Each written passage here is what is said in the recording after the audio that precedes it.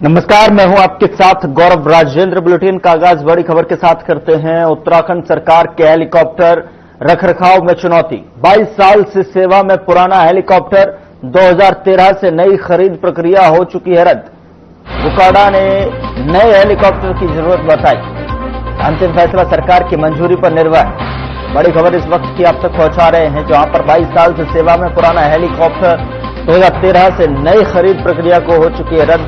बुकाडा ने नए हेलीकॉप्टर की जरूरत बताई है।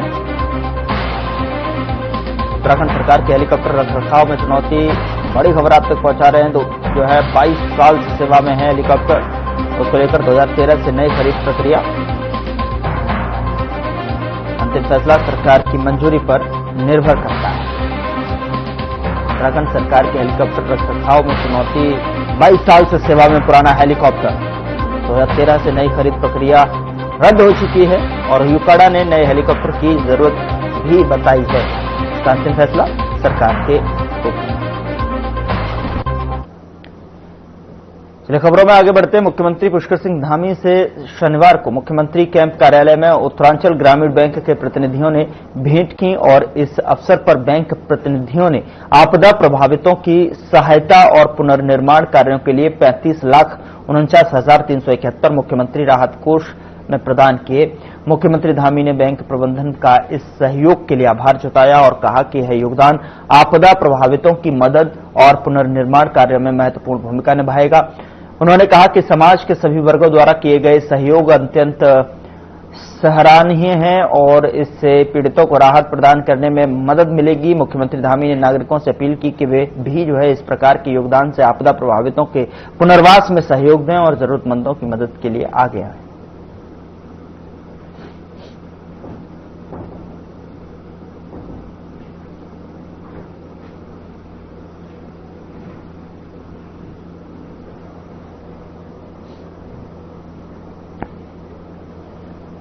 उत्तराखंड 9 नवंबर को अपनी 25वीं वर्षगांठ मना रहा है। राज्य स्थापना दिवस के मौके पर प्रदेश कांग्रेस अध्यक्ष करण माहारा ने सरकार को जो है आलोचना का निशाना बनाया। करण माहारा ने कहा है कि खुशी का अवसर है, लेकिन सरकार को कम से कम 9 से 10 दिन का सत्र बुलाना चाहिए था।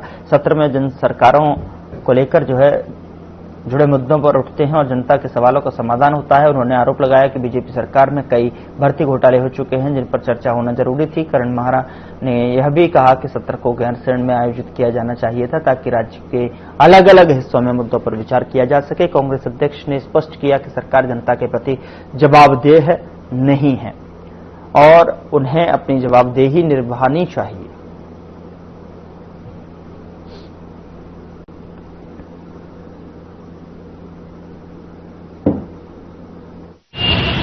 देखिए, 25 साल पूरे हो रहे हैं और ये बड़ी बात है, हमारे लिए खुशी की बात है, लेकिन सरकार ने मजाक बना दी। सत्र अगर बुलाना ही था तो कम से कम 9 दिन का 10 दिन का बनाते। 3 तारीख से आप सत्र अगर बुला रहे हैं 3-4 का, तो आपको 3 तारीख से उसको 9 तारीख तक कंटिन्यू करना चाहिए था। कम से कम जिस दिन राज्य का गठन हुआ 9 नवंबर को, तब तक सत्र चलाते, जन सरोकारों से जुड़े हुए मुद्दे उठते। लोग जानना चाहते हैं आपदा में क्या क्या स्थितियां रही, क्या हालात हैं और हमारी क्या आर्थिक स्थिति है, उस पर सदन में चर्चा होनी चाहिए थी।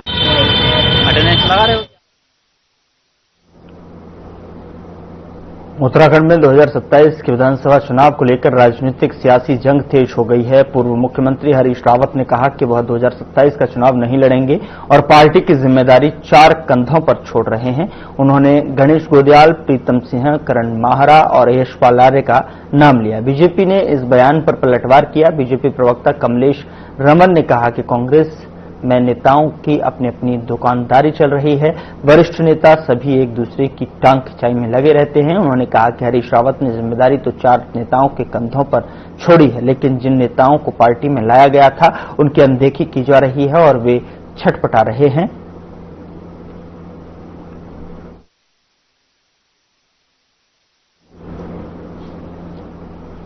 तो चतुर्भुज नेताओं को जिम्मेदारी दी गई है। 4 नेताओं के ऊपर जो है हरीश रावत ने कहते हुए 2027 चुनाव से दूरी बना ली कि चुनाव नहीं लड़ूंगा, लेकिन जो जिम्मेदारी है वो अपने 4 नेताओं के कंधों पर छोड़ रहा हूं और इस तरीके की जो है उन पर डिपेंडेंसी यहां पर जताई है और उम्मीद जताई है कि 4 नेता जो है अच्छा प्रदर्शन करते हुए यहां पर नजर आएंगे। लेकिन उस पर जो है बीजेपी का कांग्रेस पर संगठनात्मक आरोप लगाते हुए कहा है कि 4 नेताओं पर तो जिम्मेदारी सौंप दी, लेकिन जो नेता संगठन में शामिल हुए हैं वो छटपटा रहे हैं, उनका क्या होगा, आरोप लगाए हैं। हरीश रावत ने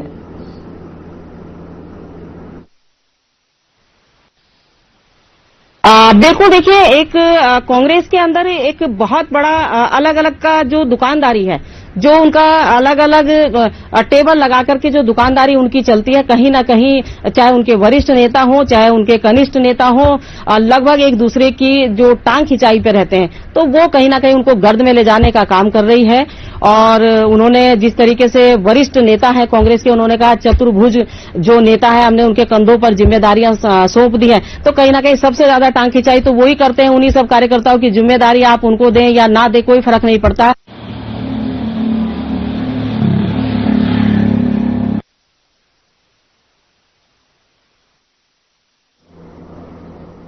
उत्तराखंड में 2027 के विधानसभा चुनाव की तैयारियों में सभी राजनीतिक दल जुट गए हैं और इस बीच कांग्रेस ने संगठन सृजन कार्यक्रम का जो है पूरा कर लिया है और जल्द ही सभी जिलाध्यक्षों की घोषणा होने वाली है।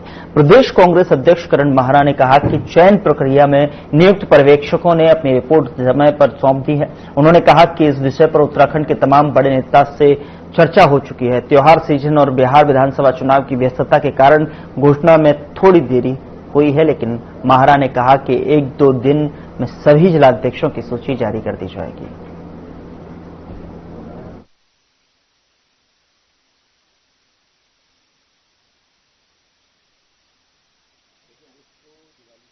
नहीं थी, लेकिन चूंकि त्योहार आगे, धनतेरस, फिर छोटी दिवाली, बड़ी दिवाली, फिर गोवर्धन पूजा, फिर भैया दूज, तो लगातार था और बिहार चुनाव को लेकर पार्टी में अति व्यस्तता थी। टिकट्स के वितरण का भी टाइम इसी समय चल रहा है, तो इसलिए थोड़ा डिले हो गया। मुझे लगता है 1-2 दिन में ही जो फाइनल लिस्ट है वो सब सामने है।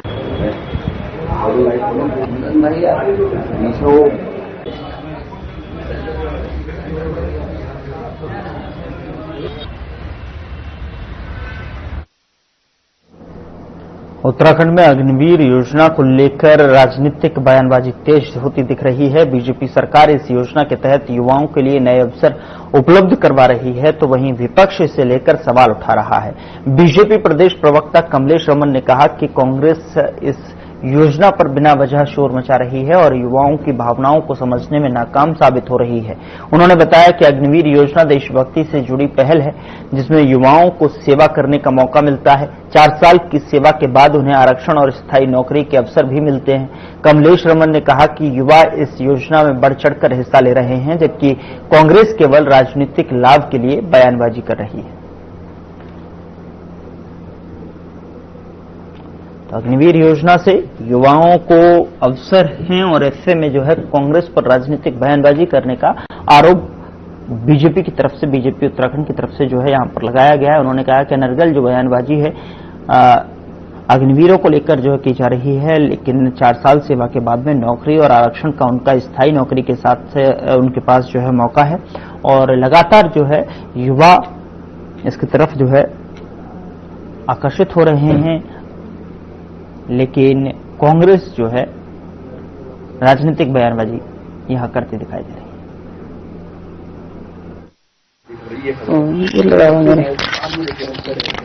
देखिए, अग्निवीर को लेकर के कांग्रेस जिस तरीके से हो हल्ला मचा रही है और काफी समय से मचा रही है, ना ही तो वो हमारे देश के युवाओं की भावनाओं को समझ पा रही है, ना ही वो युवाओं की भावनाओं के अनुरूप कार्य कर पा रही है। मुझे लगता है कि सरकार के ऊपर आरोप लगाने से पहले कांग्रेस को देख लेना चाहिए कि अग्निवीर से हमारे जो युवा हैं वो कितना बढ़ चढ़ करके हिस्सा ले रहे हैं। और क्योंकि ये देशभक्ति है और देशभक्ति में हमारा युवा हमेशा देश के लिए आगे खड़ा होता है। अग्निवीर योजना एक ऐसी योजना है जिसमें प्रत्येक व्यक्ति को मौका भी मिलता है और 4 साल के बाद जब वो वहां से वापस आता है उसको हमारी जो नौकरियां हैं उनमें आरक्षण भी मिलता है।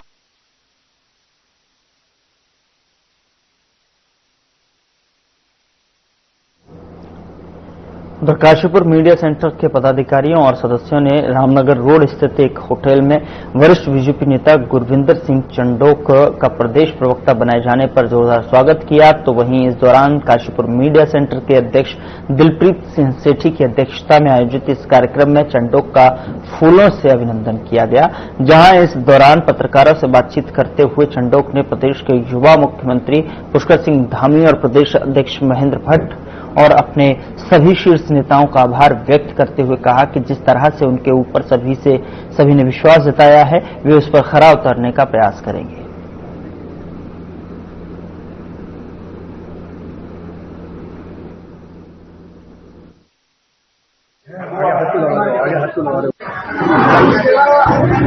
सबसे पहले मैं काशीपुर मीडिया सेंटर, जिसका मैं भी सदस्य हूं, और आज मेरे सम्मानित पत्रकार बंधुओं ने मुझे इतना प्यार दिया, यहां बुलाकर मुझे एक एहसास कराया कि मैं उनके बीच का ही एक व्यक्ति हूं, और मैं तहे दिल से, अपने हृदय से, गहराइयों से आज अपने काशीपुर मीडिया सेंटर के अपने भाइयों को बहुत बहुत शुभकामनाएं देता हूं और धन्यवाद प्रेषित करता हूं कि उन्होंने मुझ जैसे एक छोटे से व्यक्ति को इस तरह यहां बुलाकर सम्मान दिया।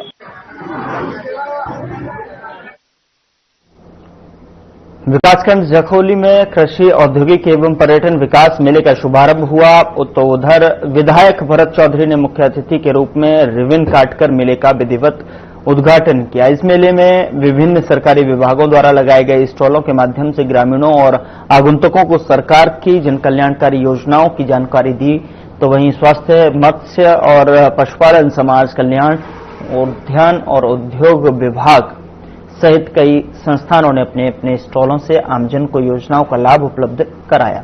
तो वहीं आपको बता दें कि विधायक भरत चौधरी ने कहा कि ऐसे आयोजन न केवल किसानों को आधुनिक तकनीक और कृषि उपकरणों से जोड़ते हैं, बल्कि स्थानीय व्यापारियों, महिला समूहों और कलाकारों को भी अपनी प्रतिभा प्रदर्शित करने का सशक्त मंच प्रदान करते हैं। उन्होंने कहा कि यह मेला ग्रामीण अर्थव्यवस्था को मजबूती देने की दिशा में महत्वपूर्ण कदम है।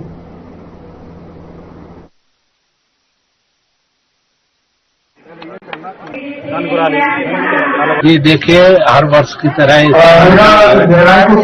होली विकास कृषि मेले का भव्य शुभारंभ यहाँ पर हुआ है, और इसमें लगभग सभी विभागों के द्वारा अपने स्टॉल लगाए जाते हैं। इसमें सरकार के द्वारा, चाहे वो केंद्र सरकार हो चाहे प्रदेश सरकार हो, सरकार के द्वारा जनता के लिए जो भी योजनाएं संचालित की जा रही हैं उनकी जानकारी यहाँ पर दी जाती है।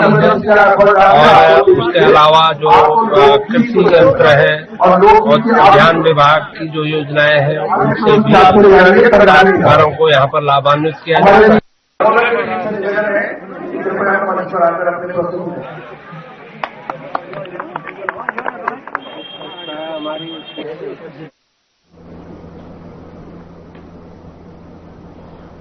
उधर नैनीताल के जिलाधिकारी ने भीमताल विकास भवन में जिला योजना की बैठक में भाग लिया, जहां पर भीमताल प्रधान संगठन ने उनका स्वागत किया। तो वहीं इस दौरान अधिकारियों के साथ बैठक में जिलाधिकारी ने जिले में हो रहे विकास कार्यों की समीक्षा की। उन्होंने कहा कि मुख्यमंत्री के दिशा निर्देशों के तहत में पीडब्ल्यूडी और एनएच द्वारा जिले की सड़कों को गड्ढा मुक्त किया जा रहा है।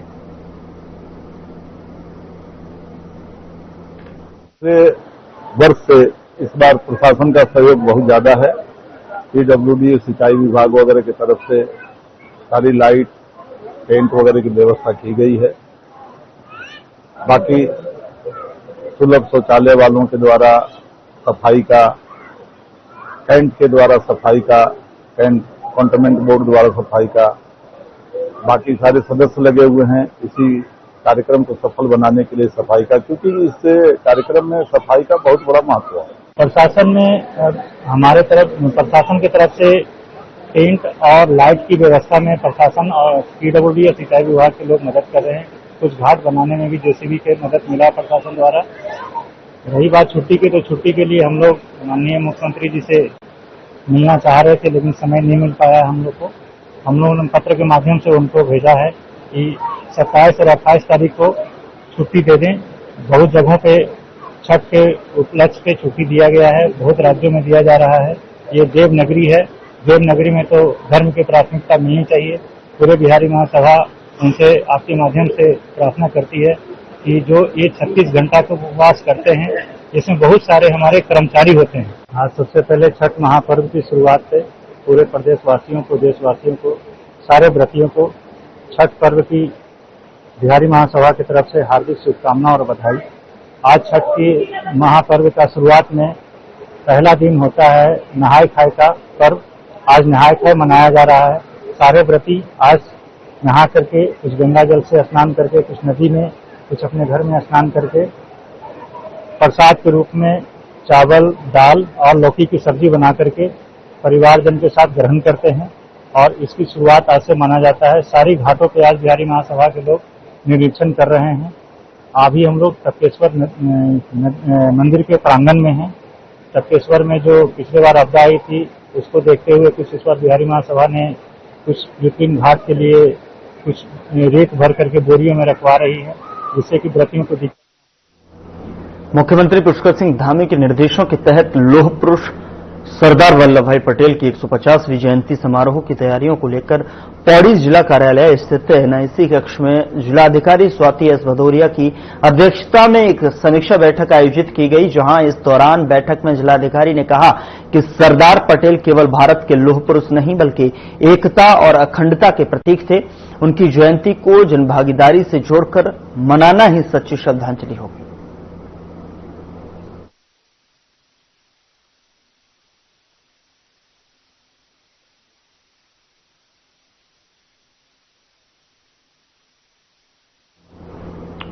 सरकार 3 और 4 नवंबर को विशेष सत्र का आयोजन करने जा रही है। साथ ही आपको बता दें कि जिसमें सरकार ने इन 25 साल में जो काम उत्तराखंड में हुए हैं, जो उपलब्धियां उत्तराखंड में हासिल हुई हैं, बता दें कि इस सत्र में सरकार उन सब पर चर्चा करने जा रही है, जिस पर कांग्रेस प्रवक्ता शीशपाल बिष्ट ने सरकार पर निशाना साधते हुए कहा कि सरकार से आंदोलनकारियों और बेरोजगारों के लिए मांग की है कि सरकार उनके लिए कोई बिल लेकर आए ताकि प्रदेश के अहम और विशेष वर्ग को इसका लाभ मिले।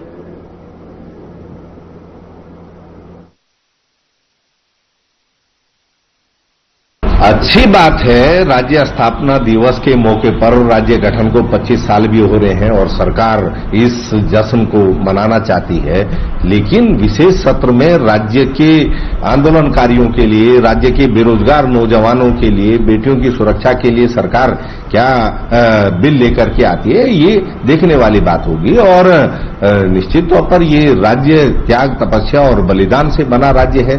आंदोलनकारियों ने इसके लिए शहादतें दी है और शहादतों का सम्मान अगर सरकार करती है और राज्य आंदोलनकारियों और राज्य के बेरोजगारों के लिए कुछ विशेष इस सत्र में करती है, तो निश्चित तौर पर यह सत्र होना चाहिए। उत्तराखंड अधीनस्थ सेवा चयन आयोग पेपर लीक मामले में प्रदेश की धामी सरकार ने सीबीआई जांच कराने और इस पूरी परीक्षा को निरस्त करने के फैसले का बीजेपी नेता हेमंत द्विवेदी ने स्वागत किया और स्वागत करते हुए मीडिया को अपने दिए गए बयान में कहा कि मुख्यमंत्री पुष्कर सिंह धामी युवा बेरोजगारों के भविष्य के साथ में किसी तरह का कोई समझौता नहीं करना चाहते।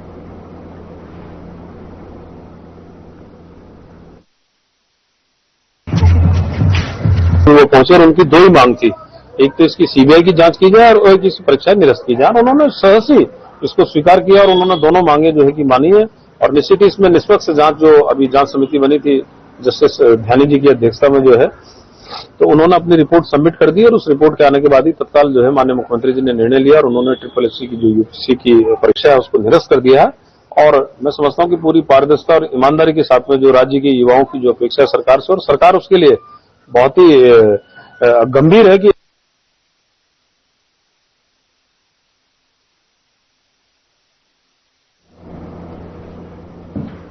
ऋषिकेश के मेयर शंभू पासवान एक बार फिर पत्रकारों के समय की कद्र न करने को लेकर चर्चा में।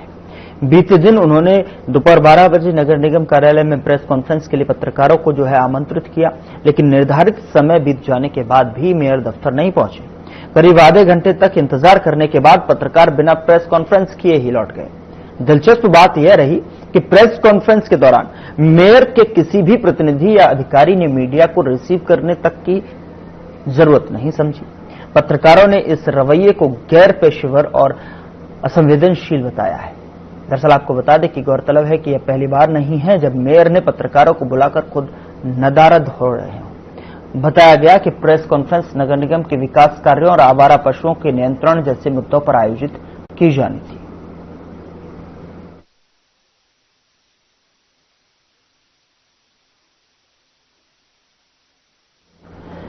राष्ट्रीय चिल्ड्रन एकेडमी गुमानीवाला में बस्ता मुक्त दिवस के अवसर पर नशा मुक्त जागरूकता रैली का आयोजन किया गया, जिसका उद्देश्य छात्रों और ग्रामीणों को नशे के दुष्प्रभावों के प्रति जागरूक करना रहा। तो वहीं इस कार्यक्रम का शुभारंभ स्कूल के निदेशक राजेंद्र प्रसाद पांडे और उप प्रिंसिपल मोहन सिंह नेगी ने दीप प्रज्वलित कर किया, जहां पर इस दौरान उन्होंने छात्रों को नशा न करने की शपथ दिलाई और कहा कि नशा व्यक्ति, परिवार और समाज तीनों के लिए विनाशकारी है।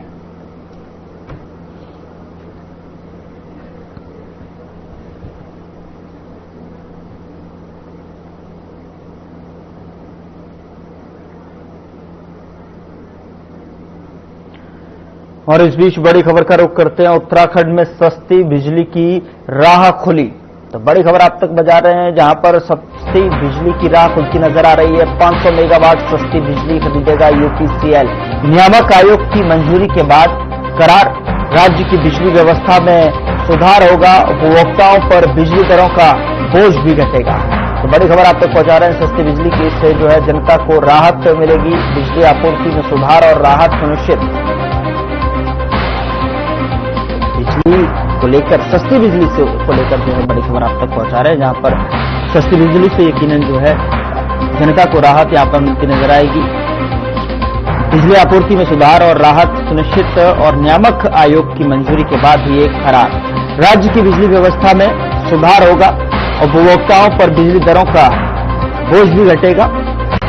सस्ती बिजली से जनता को राहत मिलेगी। बड़ी खबर आप तक पहुंचा रहे हैं। बिजली आपूर्ति में सुधार और राहत सुनिश्चित, नियामक आयोग की मंजूरी के बाद करार। राज्य की बिजली व्यवस्था में सुधार होगा। चलिए खबरों में आगे बढ़ते हैं। उत्तराखंड के कैलाश क्षेत्र में 2 नवंबर को हाई एल्टीट्यूड अल्ट्रा मैराथन का आयोजन होने जा रहा है, जिसके चलते प्रशासन ने कैलाश जाने वाले पर्यटकों के लिए परमिट जारी करना फिलहाल बंद कर दिया है। बता दें कि सरकार ये कदम धावकों को सुरक्षित और शांत वातावरण मुहैया कराने के लिए उठाया है। तो वहीं पर्यटन विभाग के मुताबिक इस अल्ट्रा मैराथन में देश भर से लगभग 1000 धावक हिस्सा लेंगे, जिस पर और जानकारी देते हुए पर्यटन सचिव ने बताया कि उत्तराखंड इस साल अपने रजत जयंती वर्ष मना रहा है और हाई एल्टीट्यूड अल्ट्रा मैराथन को मुख्य इवेंट के रूप में आयोजित किया गया है।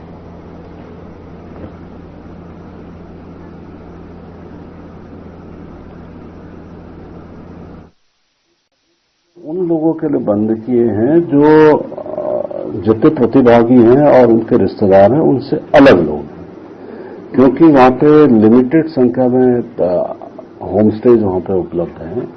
तो इसलिए उस चीज को कि कहीं केओस न हो। पहली बार देखिए कोई भी गवर्नमेंट पूरे इंडिया में पहली बार इस अल्ट्रा मैराथन को ऑर्गेनाइज कर रहा है, तो उत्तराखंड एक पहला स्टेट है।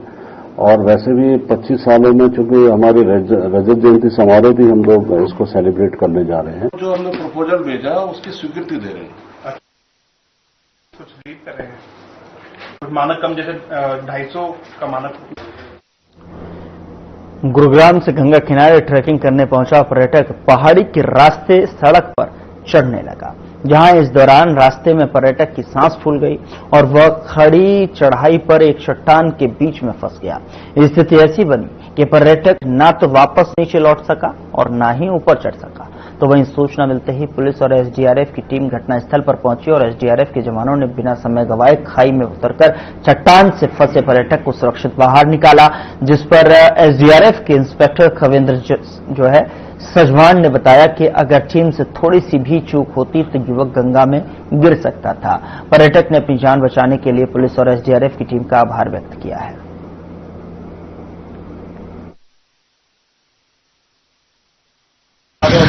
मेरा नाम राजीव है। मैं जमीन बीच के ऊपर आ रहा था, लेकिन बीच में रास्ता नहीं था, तो मैं बुरी तरह फंस गया था।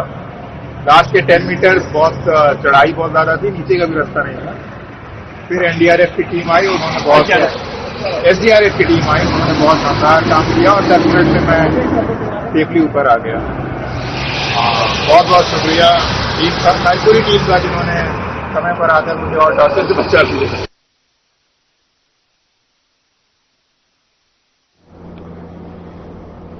उधर राजधानी देहरादून को ट्रैफिक की समस्या से निजात दिलाने के लिए उत्तराखंड सरकार की महत्वाकांक्षी परियोजना रिस्पना बिंदाल एलिवेटेड रोड का काम गति पकड़ रहा है। इस परियोजना की एक महत्वपूर्ण विशेषता ये है कि इसमें नदियों की चौड़ाई बढ़ाई जाएगी, जिस पर जानकारी देते हुए लोक निर्माण विभाग के सचिव पंकज कुमार पांडे ने बताया कि लीगल एग्जीक्यूशन और जनसुनवाई का कार्य अंतिम चरण में है और नेशनल हाईवे अथॉरिटी से डिजाइन पास हो चुका है।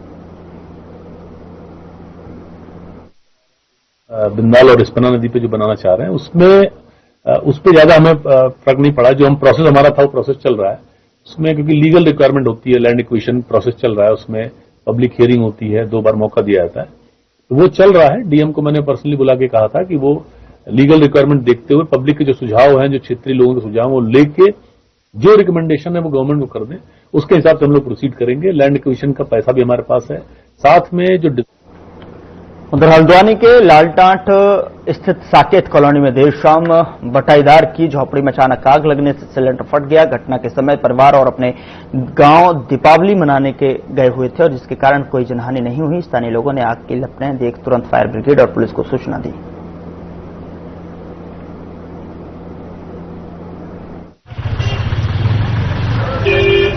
अभी आज यहाँ विकास भवन में सारे जो लाइन डिपार्टमेंट्स हैं, जो वर्किंग एजेंसीज हैं, उनका रिव्यू लिया गया है।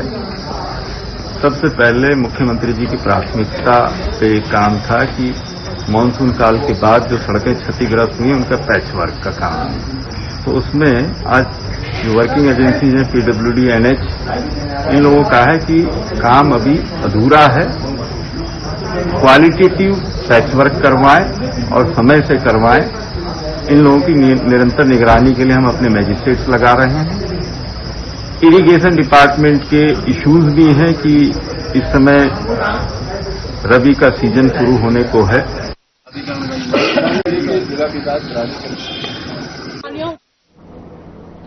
फिलहाल बुलेटिन में इतना ही। नमस्कार।